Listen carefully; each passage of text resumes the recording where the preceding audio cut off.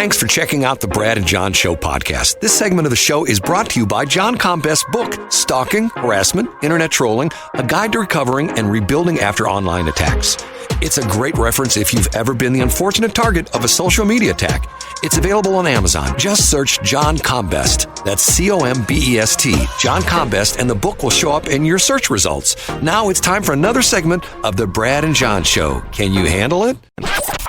It's me, Egbert, once again. I'm the new owner of this station. I went out and hired the best talk radio consultant, Jeff Allen from News Talk STL, and told him to hire the worst talent he could find.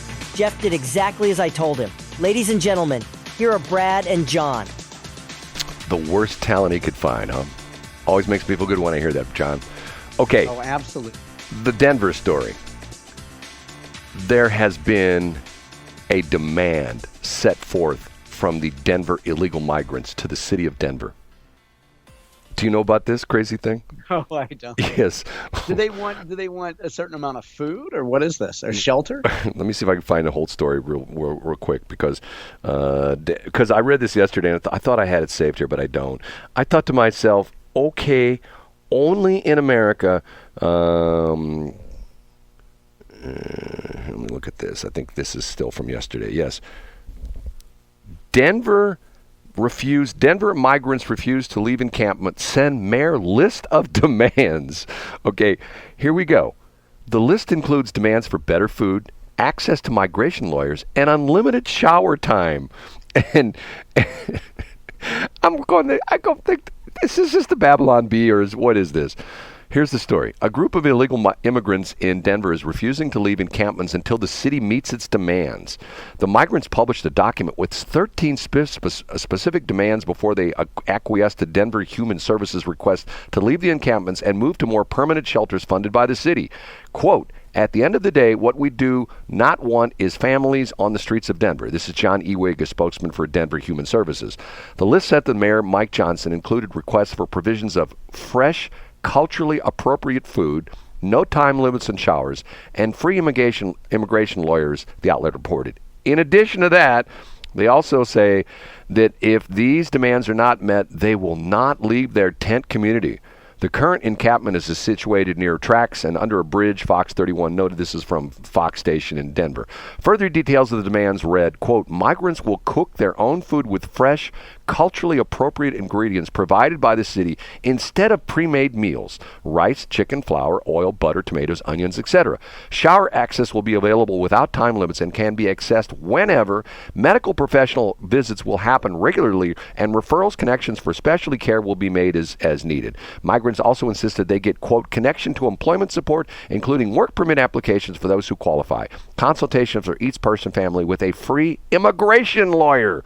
Additionally, the immigrants demanded privacy within the shelter once moved there, and, quote, no more verbal or physical or mental abuse will be permitted from the staff, including no sheriff sleeping inside and monitoring 24/7. We are not criminals, and we won't be treated as such. Now, let's think about this for a minute. They crossed the border illegally, okay? So if you were to cross the border into, let's say, North Korea, and you showed up at Kim Jong-un's place, or Il, whichever one it is, and you said, hey, I have a list of demands. What do you think would happen to you? I think you would get fresh, gluten-free food. You really do think that? Yeah, and I think it would be organic, and I think that you would have unlimited shower time. John? I think that's the way other countries are, Brad. I don't know why we don't extend those same courtesies to newcomers here. I see. Do you ever hear the story about a wheelbarrow and a man's appendages? No. What kind of appendages, Brad? Well, back in the day, we used to say that if a guy had a real deep voice, that he had to have a wheelbarrow to carry around to carry his manhood. Part of his manhood, right? Okay. So in other words, the idea being is these guys got some brass, shall we say, okay? Yeah. You're illegally in the country, you're breaking the law, and you're demanding things from the city. And what I guess is frustrating to me, obviously Denver is a very democratic and liberal city. Let's pick a city like, let's pick a city in the state of Florida. What do you think that Ron DeSantis would say if the migrants in Fort Lauderdale or wherever were A, doing an illegal encampment, and B, sent this demand to Ron DeSantis? How do you think he would respond? I know exactly what he would do. He would give them Mickey Mouse ears and he would send them to Orlando.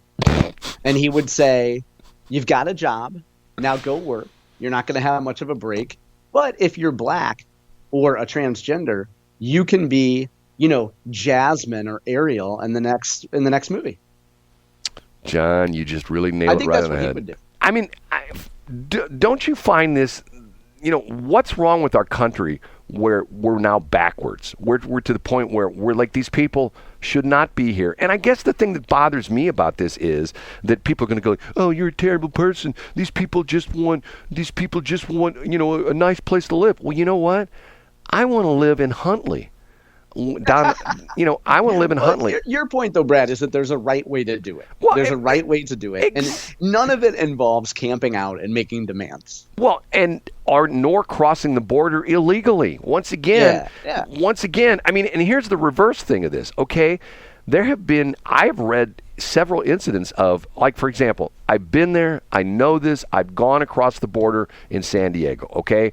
And it can be a little bit confusing. There was a story years ago, a guy who was an ex-Marine who accidentally got off the interstate or something like that. He got lost and ended up in Mexico. He ended up in jail.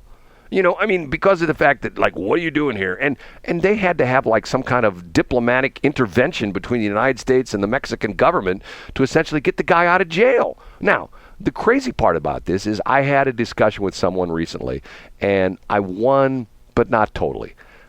My comment was, I said, okay, all these people are coming from South America, Central America. Okay, do you know the distance between the southern Mexican border, which borders Guatemala, and the northern Mexican border, which borders the United States? Do you know the distance between those 2 points? 1,500 miles. It's almost the same as the distance between Los Angeles and Washington, D.C. Now, wow, really that far? If you were in Los Angeles and you decided, I'm going to walk to Washington, D.C., how long do you think that would take you? Every once in a while you hear about some guy who's doing something for, fundraiser or something like that. He's walking across I'd say a month, maybe a month. I think more than a month, okay?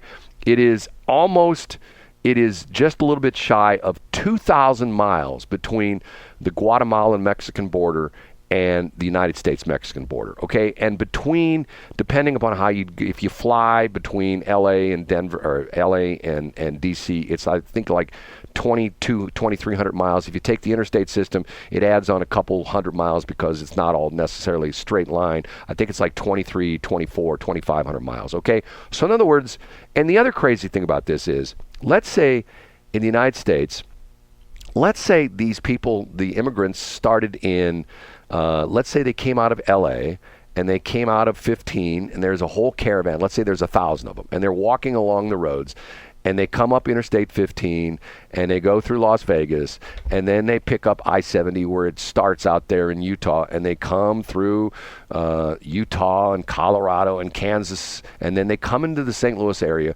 There's 3,000 migrants walking along the interstate. Do you think that would happen here? Do you think that would happen in Kansas or Colorado or Utah or Illinois or Indiana or Ohio where I-70 goes all the way into the D.C. area? Do you think that everybody's, there's just a caravan of migrants?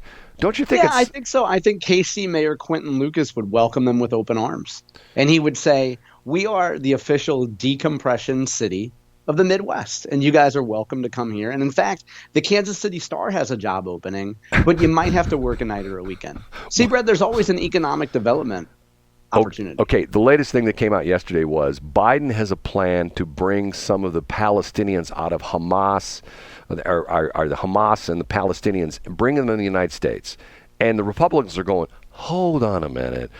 Wait, how are you going to vet these people? How do you know who are the sad citizens who are becoming victims of circumstances and the citizens who are here to kill our country, who, obviously, and you see the stuff. Matter of fact, there was a thing the other day I read that, or actually they saw pictures of when maybe that was in Colombia, where they went into the building where they took over and they found all this literature and all this stuff, and they found hammers and chains and knives and things like that, like a bunch of peaceful protesters. Matter of fact, you know what? When I want to peacefully talk to somebody about something, if I'm going to go try to sell some advertising to a client, I always bring in my box of chains and my bricks and my hammers, because of the fact that I want them to know that I'm really a nice guy and I'm not going to hit them over the head with that hammer, but if they don't buy advertising, I just may. You know what I'm saying?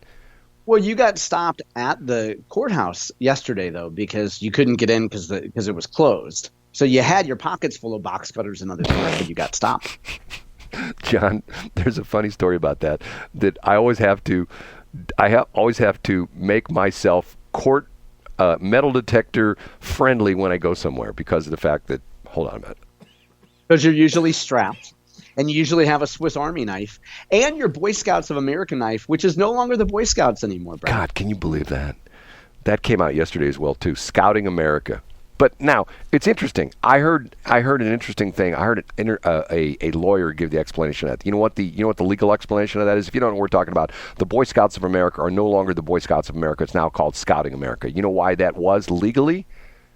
Why is that? Because they came out of bankruptcy. They have a different name now. Excuse me. Still, if they chose to, they could include boy, correct? Well, I don't know. I mean, it's what's in a trademark. I don't know. I have no idea. But it's now called Scout. I do know that today on Austin Peterson's Wake Up America, which you can join at 8:00, Camelia Peterson will be on Austin's show, and one of the topics they'll be discussing is Scouting for America, among other topics. Okay, so how do you feel about that? Were you ever a Boy Scout? I was, yeah. I was a Boy Scout I did Cub Scouts and Weeblos and Boy Scouts. I didn't get my Eagle Scout, so I stopped before I did the whole high school thing. I believe I stopped at the end of like 5th grade year, something like that. You know how it goes. Troops consolidate and whatever, and for whatever reason I stopped around before I was an Eagle Scout, but I was a Boy Scout, yeah. Yeah, I was the same way. I was a Cub Scout, and then I ultimately became a Boy Scout, and I think I got, I don't know, there's 3 different badges you need, and then you work on your Eagle Scout thing. I think I got 2 of the 3. 2 of my sons were, I think my one son was a Cub Scout, and I believe he dropped out before he became a Boy Scout, and my other son was just like, what is the entry level? Is that the Weeblo? Is that where you were just? Yeah. I think it was. No, I think it goes Cub Scouts and then Weeblos. I think that's what it is. Isn't there a tiger? And really, though, you just see. And one of the things I'm sure the Cub Scouts group or the Boy Scouts group has a lot of data on this. But back in my day, in the 80s, you had no year-round sports. Excuse me. You weren't competing with a lot of sports academies and such. And today, if you're raising a kid, whether boy or girl, you think, okay, how do we work out gymnastics and basketball and baseball and soccer and all these other year-round sports and find another night during the week to give up an hour and a half to drive somewhere to have kids be in a social thing? There's just so much competition for kids' time these days. Yeah, I know, and to the point, even my kids, my daughter danced. I'm trying to think. All my kids played baseball. All my sons played baseball. My one son, I think my 2 younger sons danced for a while. Can't remember all the things they're involved in. But, once again, it's it's funny.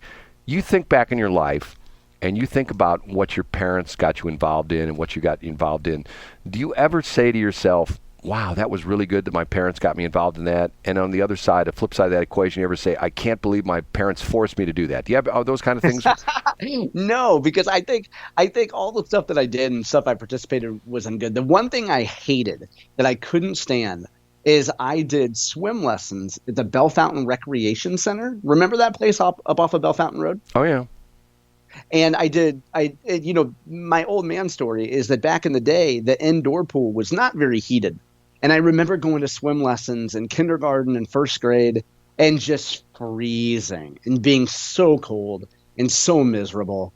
But you know what? I could swim. I can't, I'm not a competitive swimmer, but my parents thought it was necessary. We would go, we would go to Bull Shoals and Table Rock and occasionally Lake of the Ozarks. So, if the boat capsized, at least I wasn't going to die. Yeah, well, I was saying for me, I took swimming lessons as well too, and I was never a good swimmer, but it was always to the point where I thought to myself, okay, if I got thrown into the water, at least I'd be able to dog paddle and stay above water. And to the point, one of the things that I don't know if I've done it in years, but the one interesting thing is once you get the knack of it, where you float on your back, you know how you can do that thing where you just... Oh, yeah, you can do that forever. Right, you just float on your back. Okay, now, one other crazy thing on that as far as we're talking about stuff with your kids, my daughter was heavily into competitive dance, and the dance mom thing got to be to the point where it's like, OMG, you know what I'm saying?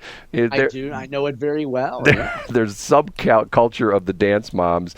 Was there a reality show on that or something like that? I think there might still be. And the other thing is too, it's the if you just look at it from a business perspective, and I'm sure you have, Brad, because you lived through it, the amount of money that's made from every student that chooses to join a competition dance team, and the economic activity based on traveling, based on buying the proper tracksuit, based on the mothers buying, competitive dance team gear. It's incredible. What a marketing scheme. Well, you mean all the various stuff you have to buy and stuff like that? Yeah. And the requirements for it. Yeah, I know. I look back on that in the situation with my daughter. I mean, she won a bunch of trophies and stuff like that, and then she got to the point where, it's interesting. My daughter has always been a worker bee as well too. She actually, when she was in law school, she was actually working part-time as a dance instructor, Yeah. And once again, because she needed the money, because, her father's in the radio business and I'm not swimming with bucks, I'm not like Ric Flair throwing down $1,000 tips in a restaurant in Gainesville, Florida, stuff like that. Okay. One last thing. Have you seen the pictures of Trump's son Barron? Have you seen these pictures of them together? How big he is? How towering he is? God, he reminds me of one of my sons. I mean, he's what? Well, I mean, he's got the genetics, right? Look at Melania. Well, he's 6'8", something like that. Gargantuan. Because Trump's not a small guy. I think Trump's 6'3" or something like that. Matter of fact, it's interesting because people always talk about who've met him in person. They always talk about how physically an imposing character he is because he's gotten bigger through the years. I mean, bigger in the gut and stuff like that as well too. There's no denying that. But he's not a small man. And Barron, I'm looking at a picture right now. It's like, holy cow, he makes Trump look like a little tiny guy. And once again, the crazy thing about this is, let's go back with Obama. We always saw his two daughters. His two daughters were everywhere because the press couldn't get enough of his two daughters. And, even though they were sort of off limits. And then, of course, we saw Michelle Obama on the cover of Elle and on the cover of all the different fashion magazines. And yet, Trump's wife, who was a fashion model, never once appeared on any of the fashion magazines. John, do you have any idea why that might have been? Yeah, and I don't think it's just because of media bias. I think maybe Melania didn't need it. Maybe she didn't need it or didn't want it. So I think the demand part is there. I think the media doesn't want to portray Melania in a positive way. But also, if you're Melania, do you need another magazine cover? Well, I understood that she wasn't asked. That's what I heard. I heard that there were no invitations, that she would have done some of them, but nobody asked. So who knows? Okay. Anything to finish up on as we wind down this show? No, we're good. I do know a 6-year-old who happened to match your score in the Tortured Politicians Department last night, Brett. A 6-year-old. Okay. The good thing is, though, she did understand our most popular video, which I'm about to delete, on the YouTube channel. I think it's 50-50, Brad. Like she matched you, but she did understand the video. So what do you know? John, I'm going to tell you one thing. If you delete that video, you know what? You know what's going to happen to you? Oh, I hope we get a drop. For this you shall drink bitter waters. You shall drink bitter waters. Are you really going to delete it? Oh, I don't know. I might just put it on a different page. No, leave it up there. Hey, listen, Brad, if it's confusing people, we'll take it down. Okay, John, once again, I see it would be like me showing a video of me fixing a transmitter, okay? And people would go like, I have no idea what he's doing, okay? I got you. If you're a broadcast engineer, you know exactly what I'm doing. If you're not, it might as well be brain surgery. You know what I mean? I got you. It's just, I know. We're on the same page. well, it's just one of those things that you are like, remember, you are Mr. JC. Matter of fact, when they want to make changes in Jefferson City, the mayor calls John and says, John, can you stop by City Hall? Because you are Mr. JC, Mr. John Combis, Mr. Jefferson City. We want your input on this because if you don't like it, we're not going to do it. Well, JC is the reason for the season, but that's the other one, Brad. Say goodbye, John. Thanks for checking out the Brad and John Show podcast. This segment of the show is brought to you by John Combest's book, Stalking, Harassment, Internet Trolling, A Guide to Recovering and Rebuilding After Online Attacks. It's a great reference if you've ever been the unfortunate target of a social media attack. It's available on Amazon. Just search John Combest. That's Combest, John Combest, and the book will show up in your search results. Now it's time for another segment of the Brad and John Show. Can you handle it?